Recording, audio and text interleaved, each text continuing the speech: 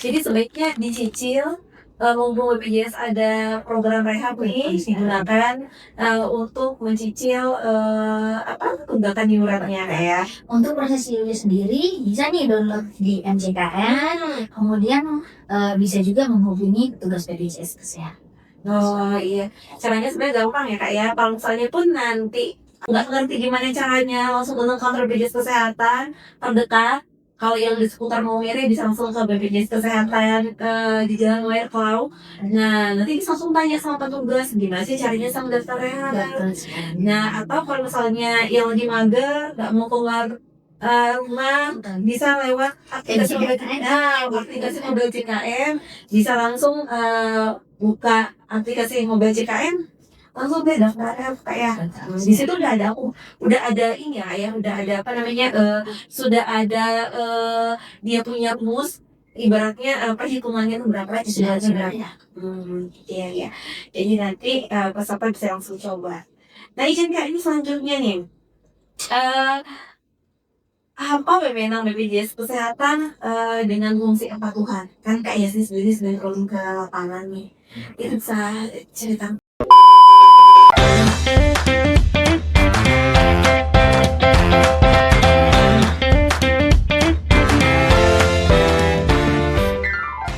Jadi Sobat JKN ya, saya sendiri sebagai petugas pemeriksa berkaitan dengan iuran untuk segmen badan usaha swasta. Jadi di sini terlebih dahulu kami menghimbau pada pemberi kerja agar rutin nih selain setelah mendaftarkan peserta, rutin melakukan perubahan data, dan yang tentunya adalah rutin membayar iuran setiap tanggal 1 sampai 10 setiap bulan. Gitu. Kemudian fungsi kami di sini adalah yang pertama sesuai dengan kewenangan BPJS Kesehatan tentunya melakukan menagih iuran.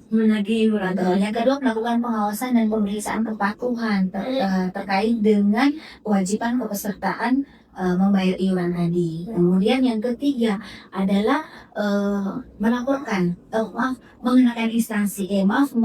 sanksi terlebih dahulu. Jadi untuk perusahaan yang tidak mendaftarkan ada sanksi yang diberikan, sanksi administratif. Kemudian melaporkan kepada instansi terkait bagi badan usaha yang tidak patuh membayar iuran, seperti itu. Jadi untuk perusahaan-perusahaan yang sudah menunggak, kami akan melakukan pemeriksaan lapangan. Terlebih dahulu kami lewati dengan melakukan penagihan, kunjungan lapangan, kemudian melakukan pemeriksaan lapangan yang tentunya tujuannya adalah supaya pemberi kerja bisa melaksanakan kewajibannya membayar iuran, kemudian hak jaminan kesehatan daripada pekerja termasuk anggota keluarganya terpenuhi, seperti itu. Ya, dan itu KST kalau ngomong ke lapangan ya. Jadi perlu Sobat JKN ketahui bahwa sebenarnya dari BPJS Kesehatan sendiri baik ke yang mandiri ya, kan kadang kita menagih yang mandiri ya. Termasuk ini kita juga membantu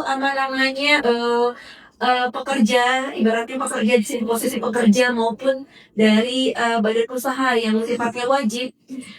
Itu kita bantu untuk yuk sama-sama berlaku untuk dalam keterlibatan dalam program JKN ini ya. Jadi gini ya Indri, satu hal yang ingin kami sampaikan ya ke Sobat JKN, terutama untuk semua pelaku usaha nih, yang punya perusahaan, punya kerja gitu kan. Program JKN ini kami mengajak, lihatlah dari sisi bahwa program JKN ini melindungi pekerja, tapi juga melindungi pemberi kerja. Kenapa? Karena karena gini, Kak Indri ya, ketika pemberi kerja menjalankan kewajibannya, maka terpenuhilah kewajibannya, terpenuhilah juga hak daripada pekerja. Dan dalam hal ini pemberi kerja juga bukan cuma pekerja yang terlindungi, pemberi kerja juga terlindungi karena suatu ketika pekerjanya kena dengan sudah mendaftarkan BPJS Kesehatan untuk PKI, suatu ketika para pekerja membutuhkan jaminan kesehatan atau pelayanan kesehatan termasuk anggota keluarganya, maka pemberi kerja sudah tidak pusing nih menyiapkan dana untuk memberikannya untuk sekedar berobat, tapi ada wadahnya, ada JKN yang sudah bisa digunakan oleh pekerjanya seperti itu. Jadi lihatlah posisi program ini melindungi pekerja maupun pemberi Pemberi kerja. kerja. Nah, berarti di sini penting sekali ya. Sebenarnya ini kebutuhan di sini adalah kebutuhan bersama ya, baik pemberi kerja kalau pas dia tiba-tiba sakit nih, uang uang untuk pengobatan dengan apa mendaftar jadi peserta JKN otomatis bisa tercover ya Kak ya. Kalau misalnya untuk di berobat jadi bisa tercover. Nah, yang penting ya Kak ya untuk kita pahami di sini bahwa sebenarnya posisi BPJS Kesehatan ini adalah pengelola ya Kak. Tapi sebenarnya program JKN itu milik bersama. Tanpa adanya badan usaha yang patuh untuk melaporkan data pekerjanya, terus rutin membayar iuran, itu penting sekali untuk keberlangsungan program JKN ini. Betul sekali. Program JKN ini ada untuk seluruh penduduk Indonesia.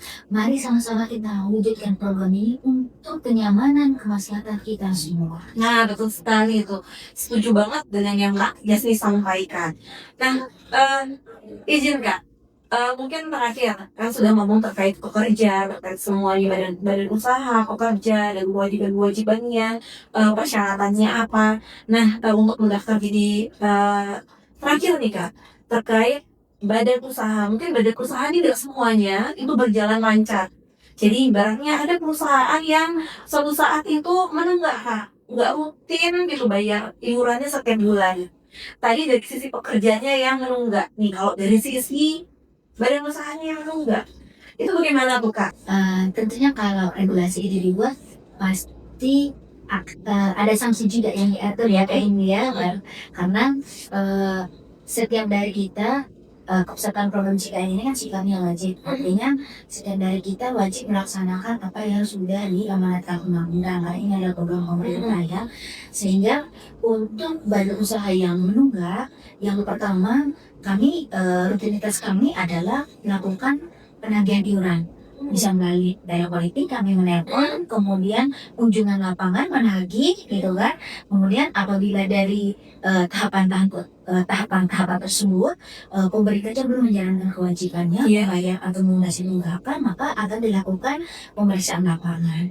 Nah, pemeriksaan lapangan ini tentunya kami akan mendatangi perusahaan tersebut bersama dengan pengawas ketenagakerjaan, kemudian akan meminta dokumen-dokumen terkait dengan semua pekerja yang didaftarkan, termasuk semua pekerja yang dipekerjakan, termasuk daftar gaji dan bukti pemotongan iuran sebesar 1% terhadap karyawan tersebut gitu. Tentunya tujuan dari pemeriksaan ini bagaimana untuk meningkatkan kepatuhan pemberi kerja, yang mana diharapkan setelah adanya kegiatan pemeriksaan ini pemberi kerja obah dan membayar tunggakan tersebut gitu.